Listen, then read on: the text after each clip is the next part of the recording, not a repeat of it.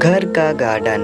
बेटे और बहू, आप नहीं जानती माँ, यहाँ उल्टी गंगा बहने लगी है। ससुर जी जब से रिटायर हुए हैं, मेरी सास और ससुर दोनों किसी फिल्म के लव बर्ड की तरह अपने आप को जवान समझने लगे हैं। दिन भर हमारे घर के पास बने गार्डन में झूले पर बैठे बातें करते रहते हैं। उन्हें अपने पक चुके बालों का भी ख्याल नहीं रहता है। अब इस उम्र में उन्हें ऐसा व्यवहार क्या शोभा देता है। अनीता अपने ससुराल के समाचार अपनी माँ को बता रही थी। तभी सास उदास मन से रसोई घर में जाती है, क्योंकि अनीता की वो कड़वी बातें उन्होंने सुन ली थी। उनकी सभी बातों को नज़रअंदाज कर सास मसाले वाली चाय बना के पहले एक कप अनीता को उसके कमरे में ले देकर दूसरा कप अपने पति रमेश के लिए लेकर जाती है। अनीता यह देखकर अपना मुंह टेढ़ा कर लेती है। सास ने फिर से एक बार उसकी तरफ दुर्लक्ष्य किया, क्योंकि ससुर के निवृत्त होने के बाद यह उनका रोज का ही नित्यक्रम बन गया था। वह अब किसी की भी परवाह किए बिना रोज अपनी मर्जी के मुताबिक नए नए कपड़े पहनकर गार्डन में अपने पति के साथ बैठकर अपना ज़्यादातर समय बिताती थी। उन्होंने अपनी पूरी जिंदगी अपने बच्चों के लिए काम करते बिता दी थी, इसलिए अब बची कुची जिंदगी वह दोनों एक साथ समय बिताकर जीना चाहते थे। आनंद निवास बंगले जैसा 2 मंजिलों का घर पति पत्नी का यह सपना था और उन्होंने बड़ी मेहनत से इसे पूरा भी किया था। सुमन जी ने घर के सामने बड़े प्यार से उस गार्डन को बनाया था और वहाँ पर कई फूलों के पौधे और बेल उगाए थे। उनके उगाए चंपा, जसवती, मोगरा, गुलाब ऐसे दर्जनों फूलों की खुशबू से उनका गार्डन हमेशा महकता रहता था। अलग अलग ऋतुओं में सुमन जी अलग अलग सब्जियां भी अपने उस गार्डन में उगाया करती। रसोई के लिए धनिया, पुदीना और मेथी उन्हें कभी बाहर से खरीदना नहीं पड़ता था। इतने सालों तक काम की भाग दौड़ में रमेश जी कभी भी इस जगह का आनंद ले नहीं पाए थे, इसलिए अब उनका पूरा खाली समय इसी जगह पर बीतता था। दरअसल एक और छोटा सा घर वहां बना सके इसलिए उन्होंने वह जगह खरीदे थे, लेकिन अब वह संभव नहीं था। सुमन जी को अपने बनाए उस गार्डन में एक झूला चाहिए था जो उन्होंने लाकर दिया था, और अब वही झूला उनको एक दूसरे के साथ ज़्यादा से ज़्यादा खुशमय समय बिताने का जरिया बन गया था। उन्होंने अपने घर में सभी जरूरी चीज़ों की और बाकी ऐशो आराम की चीज़ों की कोई कमी नहीं रखी थी। फिर भी अनीता को दोनों का उस झूले पर बैठकर समय बिताना खटकता था। पहले दिन भर उसके साथ रहने वाली सास अब ज़्यादा समय अपने पति को देने लगी थी। अपने सास ससुर को टोंट मारने का एक भी मौका अनीता नहीं छोड़ती थी। वह हमेशा अपना दिमाग उनको उस जगह से हटाने के लिए लगाती, और एक बार उसने ऐसा करने के लिए एक षड्यंत्र भी रचा। रमेश, तुम्हें नहीं लगता हमें एक बड़ी कार लेनी चाहिए? अनीता ने अपने पति से कहा।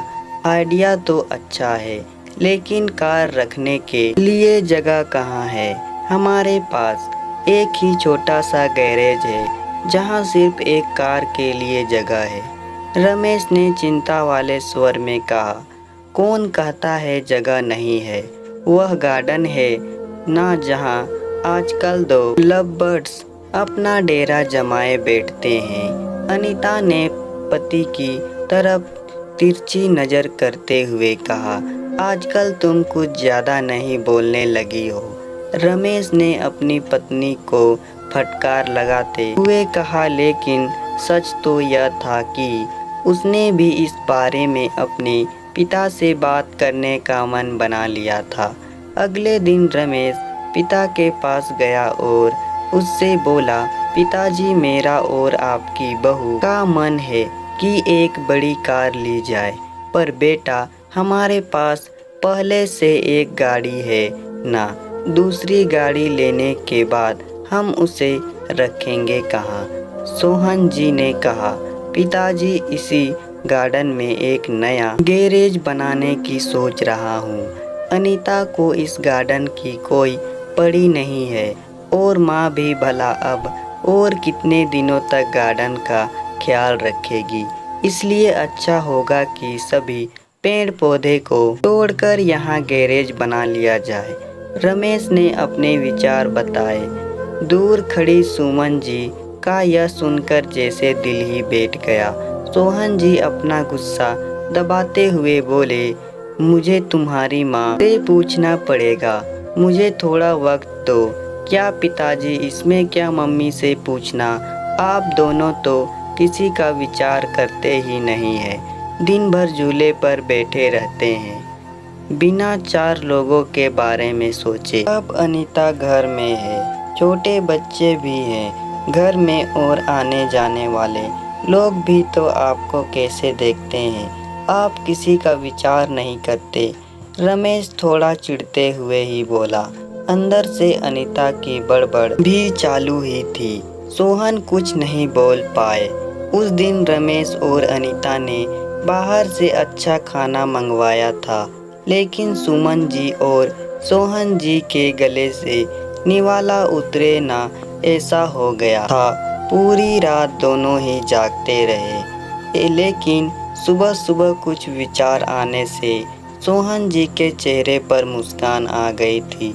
सोहन जी खुद रसोई घर में जाकर चाय बनाकर लाए थे, लेकिन सुमन जी इतनी निराश थी कि वह आज बगीचे में भी पेड़ पौधे को पानी तक डालने नहीं गई थी। पूरा दिन तो बड़ा ही नॉर्मल तरीके से गुजरा था, लेकिन शाम को रमेश की आंखें फटी की फटी रह गई थी जब उसने घर के आगे घर भाड़े में देना है का बोर्ड पढ़ा था। रमेश ने सोहन जी से कहा, पापा, माना कि हमारा घर बड़ा है, लेकिन इसका यह मतलब थोड़ी है कि हम उसे भाड़े से दे बेटा, अगले महीने मेरे साथ काम करने वाले शर्मा जी रिटायर हो रहे हैं और वही अब इस घर में भाड़े से रहेंगे। सोहन जी ने कहा, लेकिन वह कहाँ रहेंगे? रमेश ने अपनी शंका भरा सवाल पूछा। घर के उस हिस्से में जहाँ तुम रहते हो, सोहन जी ने कड़क आवाज से कहा। और पापा, हम कहाँ रहेंगे? नरम पड़ती आवाज में रमेश ने पूछा। बेटा, मैं मानता हूँ कि मैंने तुम्हें इस लायक तो बनाया है कि तुम अपने पैरों पर खुद खड़े हो सको, इसलिए तुम्हारे पास 1 महीने हैं। तुम अपने लिए नया फ्लैट ढूंढ लो या कंपनी के फ्लैट में रहने चले जाओ।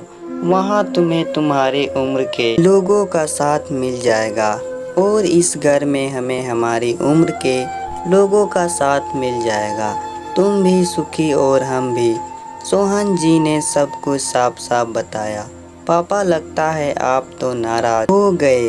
कल मैंने जो भी कहा मेरा वह मतलब नहीं था। रमेश ने अपने पापा के आगे हाथ जोड़ते हुए कहा। नहीं बेटा, तुम्हारी जनरेशन ने हमें एक सबक दिया है कि कैसे प्रैक्टिकल बनकर रहा जाता है। हम बड़े तुम बच्चों को साथ में देखकर खुश हो सकते हैं, तो तुम्हें हमें साथ में देखने में क्या प्रॉब्लम होती है? यह घर, यह गार्डन में बड़े हुए यह पेड़ पौधे इस बात के गवाह हैं कि कैसे तुम्हारी माँ ने मेरे लिए और खासकर तुम्हारे लिए जी जान से सेवा की है, अपना समय, अपनी जवानी खर्च कर दी है।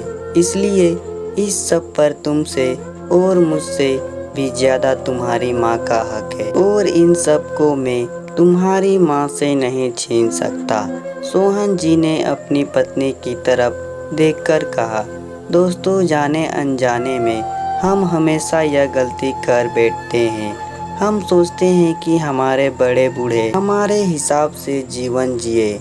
ऐसा करवाने के लिए हम उन पर अपने विचार थोपने लगते हैं, लेकिन हम यह भूल जाते हैं कि उन्होंने हमारे लिए कितना त्याग किया है। और जब उन्हें उनके हिसाब की ज़िंदगी जीने का मौका मिलता है, तब उनका साथ देने के बजाय हम उनके विरोधी बन जाते हैं। तो दोस्तों, कहानी पसंद आए तो वीडियो को लाइक करें और साथ ही साथ चैनल को सब्सक्राइब भी कर दें।